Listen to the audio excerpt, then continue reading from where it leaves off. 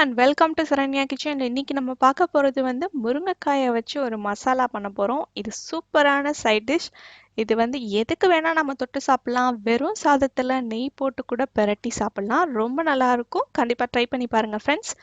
இப்போ கடாய் சூடாயிடுச்சு. இதுல வந்து நம்ம கடுகு, சோம்பு இதெல்லாம் சேர்த்துக்கலாம். கடுகு, சோம்பெல்லாம் நல்லா பொரிஞ்சு வந்த பிறகு நம்ம வந்து நறுக்கி வச்சிருக்க பெரிய வெங்காயம் 2லேருந்து 3 சேர்த்துக்குங்க.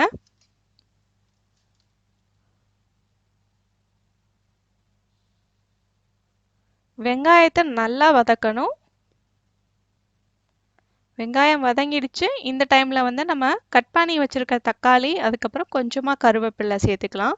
தக்காளி வந்து 2 பழம் எடுத்து நீங்க கட் பண்ணி போட்டுக்குங்க. இப்போ தக்காளி பழமும் நல்லா வதங்கிடுச்சு. இந்த டைம்ல நம்ம வந்து ஒரு 1/4 டீஸ்பூன் அளவுக்கு மஞ்சள் தூள், அதுக்கப்புறம் வந்து வீட்டில் அரைச்ச சாம்பார் பொடி.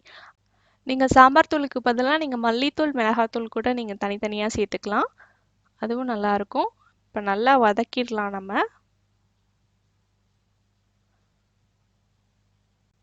இப்போ நம்ம வந்து தேவையான அளவுக்கு உப்பு போட்டுக்கலாம். நல்லா மிக்ஸ் பண்ணி விட்டுறலாம் நம்ம. இப்போ மசாலா எல்லாம் சூப்பராக ரெடியாக இருக்குது. இந்த டைமில் நம்ம வந்து தேவையான கன்சிஸ்டன்சிக்கு தண்ணி ஆட் பண்ணிக்கணும். தண்ணி ஆட் பண்ணியாச்சு. ஒரு பெரிய கிளாஸில் நான் தண்ணி ஆட் பண்ணியிருக்கேன். ஒரு கொதி வந்துருச்சு. இந்த டைமில் நம்ம நறுக்கி வச்சுருக்க முருங்கைக்காயை சேர்த்துக்கலாம். இதுக்கு வந்து நான் 3 முருங்கைக்காயை கட் பண்ணி நான் சேர்க்குறேன். இப்போ பெருங்காயத்தூள் போட்டுக்கலாம்.